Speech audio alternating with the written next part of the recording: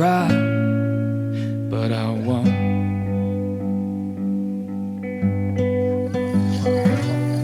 Follow me, she said as she started to run. I watched on as the rain came down. Bonjour les amis d'Isaria. Nous sommes à notre deuxième week-end de chantier participatif avec notre super ingénieur en agroforesterie.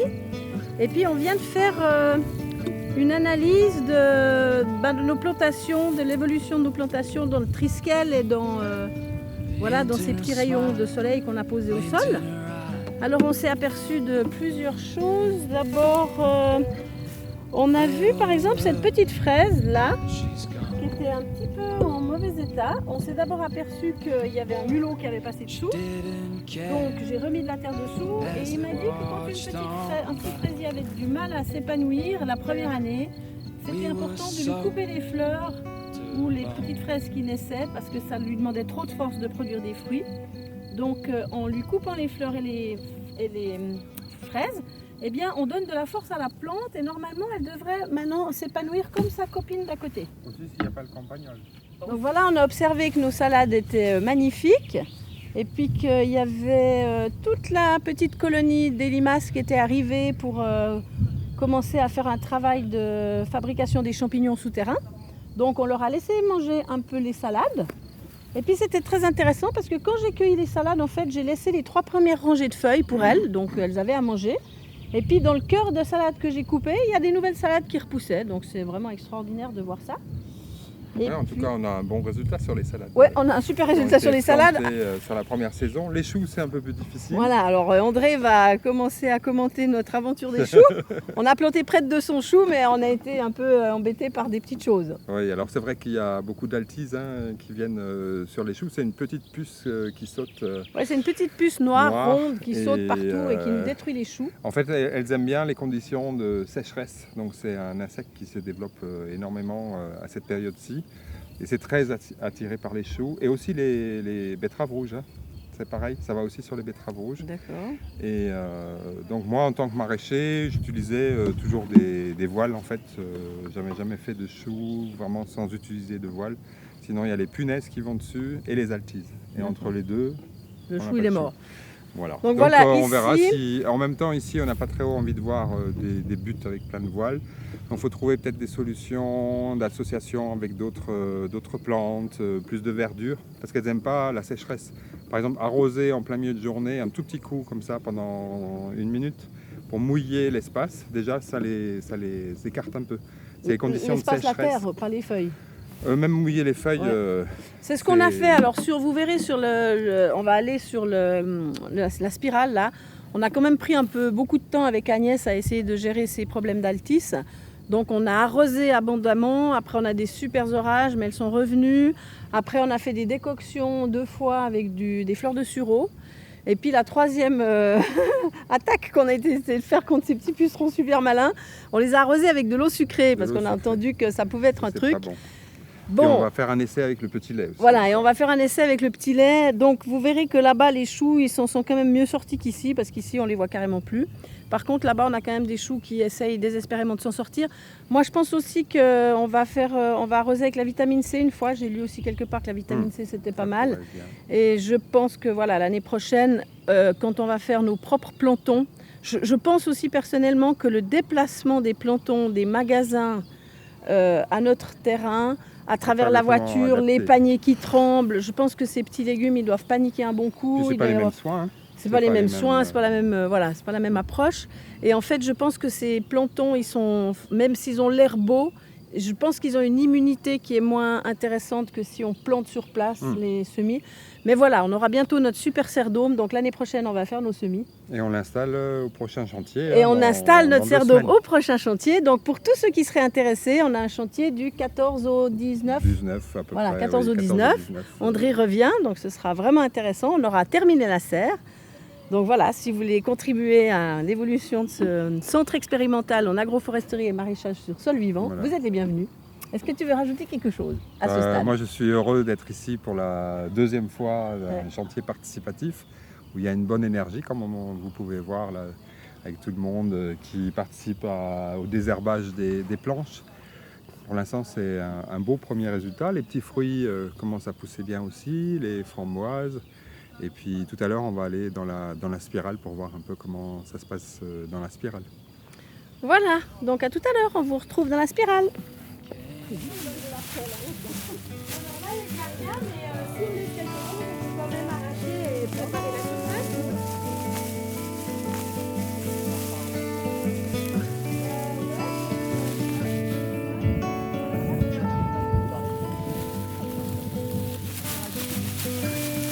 Hinting a smile, glinting her eye.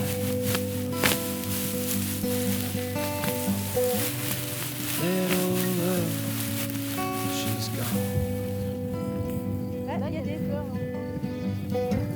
She didn't care as they watched on by. Mais je peux même pas. We were so Voilà, rebonjour les Isariens, nous sommes dans la spirale, en train de prendre soin. Alors là, on a Agnès qui est en train de faucher toute la parcelle où il va y avoir les petites maisonnettes en bois parce qu'ils vont bientôt venir mettre les plots, le maçon pour construire ces maisonnettes. Donc ils nous ont demandé que ce soit propre. Et là, on arrive en fin de floraison. Donc voilà, il y a encore quelques fleurs, mais je pense que les abeilles, elles ont déjà bien mangé dans cette parcelle. Donc voilà, on s'est permis de la faucher pendant qu'on a du monde. Et puis là, vous pouvez voir dans la terre qui a été un peu blessée, là, qu'on a fait un pansement. On a mis du broyat d'arbres au fond, avec les stagiaires d'un stage de pleine conscience qui était organisé par Jean-Philippe. Donc on avait des gens tous les jours, 3/4 d'heure pour nous aider. Donc on a amené du broyat d'arbres composté, on a mis un peu de fumier de vache et puis on a couvert avec un bon lit de paille pour maintenir l'humidité en dessous. Ça c'était notre première préoccupation, c'était que la terre ne brûle pas en plein soleil. Donc on a couvert jusque là-bas et puis le fond, je pense qu'on fera à l'occasion un étang. Là, Agnès, elle a planté des courges. On a fait toute une petite couronne de courges qui vont filer normalement en bas dans la blessure. Donc ça va recouvrir, ça va faire une couverture végétale encore qui va probablement partir là en bas. Et puis voilà, après on va se déplacer dans la spirale et puis mon ami André va prendre le relais pour vous expliquer ce qu'on a fait ce matin dans la spirale. Moi personnellement, je ramène l'herbe fraîchement coupée et je suis en train de pailler tous les espaces qui n'ont pas reçu encore de planton.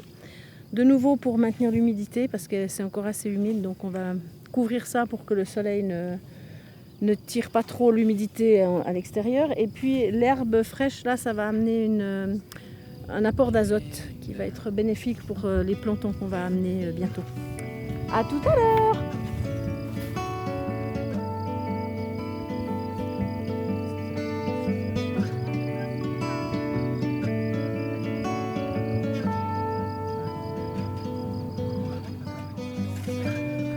hinting a smile, glinting her eye. Little love, she's gone. She didn't care as they watched on by. We were soaked to the bone.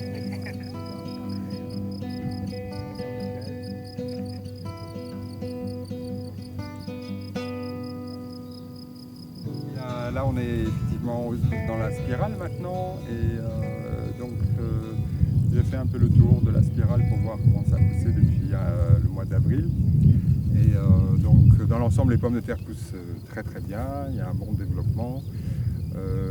Les petits pois sont un peu malingres parce qu'en fait ils ont été semés du coup un peu trop tard par rapport à la saison. Donc normalement ils arrivent à maturité en juin, juste au démarrage des grandes chaleurs.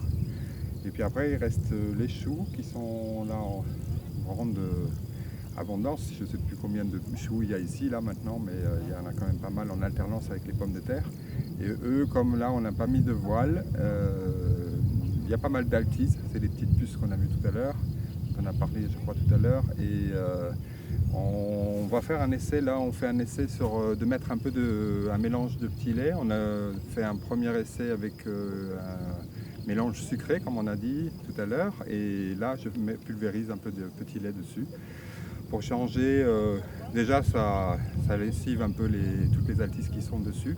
Mais l'idée aussi c'est d'amener une substance réductrice qui va changer un peu l'état devrait changer un peu l'état des choux. Donc c'est un test. Et puis ce qu'on va changer pour déjà dès cette année, mais surtout pour l'année prochaine, dès la plantation, c'est d'associer plus d'autres légumes. Notamment, on pourrait associer des blettes qui font des grandes feuilles, qui modifient un peu l'ambiance et qui gardent plus d'humidité dans la parcelle, ce qui fait que peut-être à ce moment-là, les altises vont être un peu moins présentes. Voilà, pour la partie choux. Donc là, je vais pulvériser un peu ces derniers choux. J'ai déjà fait tout le tour de la spirale. Et donc ça permet un peu de donner un peu de fraîcheur. Les altises n'aiment pas du tout avoir de l'eau juste à cette heure-ci, là, autour de midi. Et du coup, ça les fait reculer un peu.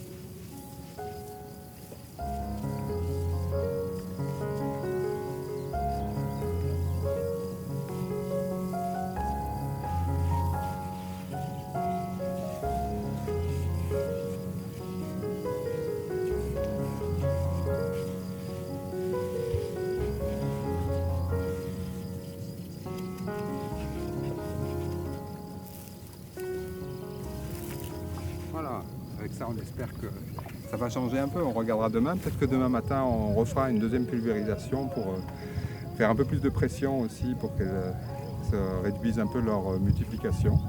Et puis il faut suivre ça pendant la saison. Après la dernière alternative qui reste c'est de mettre des voiles, mais bon, on n'a pas trop envie de voir non plus le jardin sous les voiles, comme dans une parcelle maraîchère classique. Voilà.